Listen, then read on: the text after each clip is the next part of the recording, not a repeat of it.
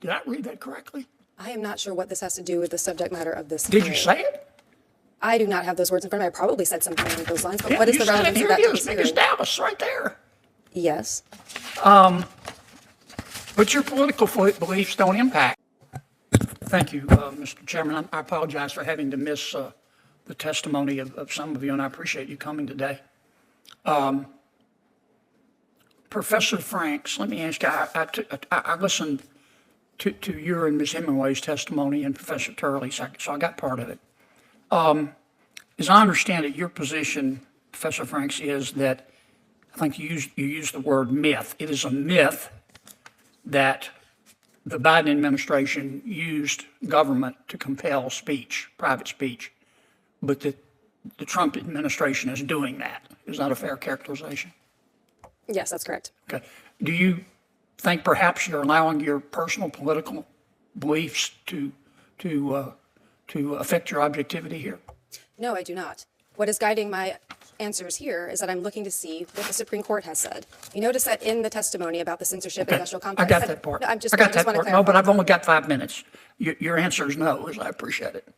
Let me ask you a couple questions. You wrote a law review article in December of 2023 for the New York University Law Review, and it was about the two cases, Bruin, Supreme Court case, and Dobbs. Remember that article? Yes, I do. Okay.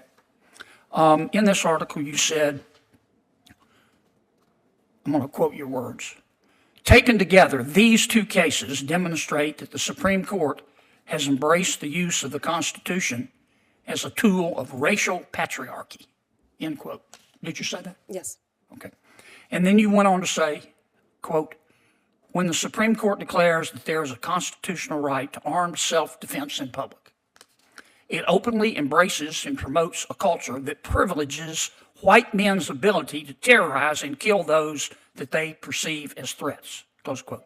Did I read that correctly? I believe so. Thank you for reading. Okay. And did you also say in that article, I'm going to quote again, quote, by simultaneously expanding white men's right to kill and constricting women's right not to die, this Supreme Court, referring to the current United States Supreme Court, has turned the Constitution into a homicide pact as well, close quote. Did you write that? That sounds like me. Okay.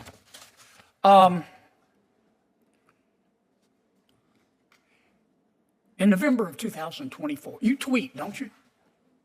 I'm not sure what the current terminology is for it, but yes, I am sometimes on the social platform that was formerly known as Twitter. Yeah, you're on a lot, aren't you? I'm not sure what the relevance of that is. You try to be provocative on there, don't you?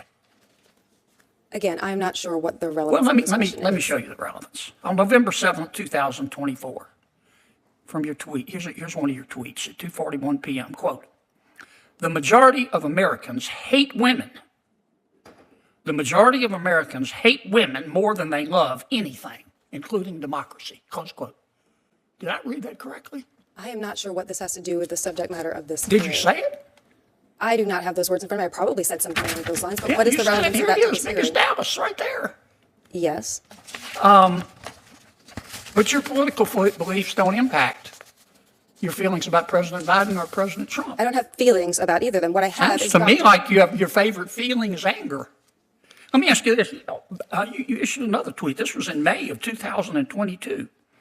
You've just been tweeting up a storm. You said, quote, there's a reason why the conservative-dominated Supreme Court thinks the Constitution does not contain a right to an abortion, but is convinced that it contains an individual right to possess firearms. And that reason is white male supremacy, close quote. Did I read that correctly? Is there a question in this? Did I read that correctly? That's Is there my a question that is relevant to this hearing? Did I read that correctly? Do you really think that the United States Supreme Court, you're an officer of the court, is guided by white male supremacy? I believe that the First Amendment prohibits the president Did you other say state that? officials for punishing people for Did this. you honestly say that, Professor? I And you believe expect us, that the First as a Amendment- Democratic witness, to take you seriously? Are you kidding me? I believe that you should take You've the First heard of Amendment curb your seriously, sir. enthusiasm? Here's my saying, curb my nausea. I Thank you. believe that you should The take the First time has Amendment expired. Thank you. seriously. Senator Durbin. And so that is where this hearing detonates into the pure, naked, unfiltered collapse point of American political discourse. Not over law, not over constitutionality, not over the shape of the First Amendment in the digital era, but over a tweet, a sentence, a provocation removed from the ecosystem of ideas it was born from, now held up as evidence of illegitimacy. Senator John Kennedy does not end this moment trying to interrogate constitutional doctrine. He ends this moment trying to put a scholar on ideological trial for affect, for tone, for emotional language, for the ways she named systems in the public arena outside the walls of Congress. He ends this moment with "curb my nausea." He ends this moment not by challenging the logic of her law, but by attacking the legitimacy of her voice. And that is the thing America must understand about this era of hearings. This is not oversight. This is not investigation. This is not the slow, sober function of democratic self-correction. This is ritualized humiliation as political communication. This is the transformation of governance into performance art. This is narrative combat using selectively retrieved anger from one platform to delegitimize the existence of another human being's authority to speak. Because when it is easier to attack the speaker than to argue with the substance, then institutions cease to mediate conflict. They only amplify it. This moment is not small. This moment is not trivial. This moment is not Twitter drama dragged into the Senate. This moment is a symptom of a deeper democratic crisis. Truth has been replaced by tribal spectacle. The structural danger is not that a professor once used sharp language about Supreme Court jurisprudence. The structural danger is that a United States senator believes this is a substitute for debating jurisprudence at all. This hearing reveals a nation that is losing the muscle memory for pluralistic dissent. Academic critique, sharp, angry, inflammatory critique, used to be part of the American marketplace of ideas. The country used to believe that speech was oxygen, even when it challenged foundational myths about power. But now, in this era, speech has become weaponizable content. It becomes ammunition for character assassination. It becomes moral disqualification. And when you can discredit the speaker, you never need to address their argument. Politics becomes prosecution by excerpt. Democracy cannot survive like this. A country cannot reason if it cannot tolerate the existence of argument. A republic cannot endure if critique becomes criminalized through shame and outrage calibration.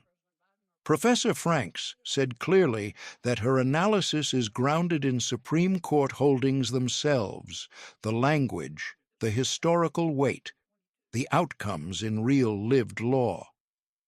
Kennedy's strategy was not to rebut the logic. Kennedy's strategy was to strip her of moral authority. And that, right there, is the most dangerous shift in hearing culture in the modern Senate.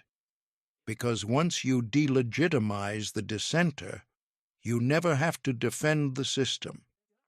This is how the American political class preserves its myths about power, not through censorship bans, not through media control, but through character disintegration.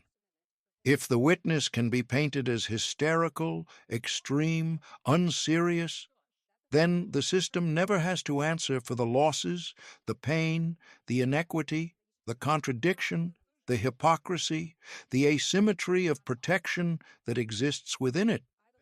Hearings like this become cautionary tales for anyone who challenges institutional comfort, anyone who speaks too boldly, anyone who names structural harm too directly. The lesson is, if you challenge the dominant narrative, They will pull your words from a different context, a different time, a different frame, and they will make those words your indictment. They will make the debate about you and not about power. That is why this moment matters. Because this is the road back to unaccountable systems. This is the road back to a politics that never has to improve. This is the road back to a country where debate is only tolerated if it reinforces the existing hierarchy of judgment. America deserves better than this.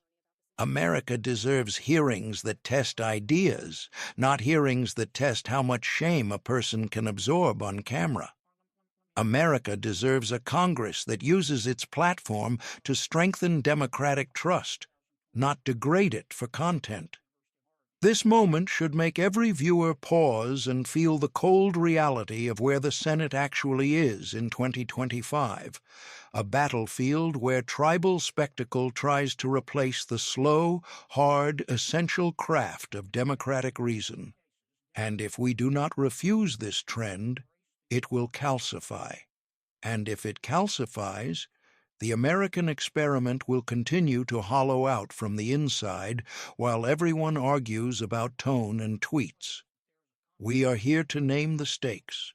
We are here to slow the tape down. We are here to show the architecture underneath the performative outrage. If you believe in that mission, if you want more narration that peels back the mask and shows the deeper structural mechanics of power, subscribe to Liberal Line.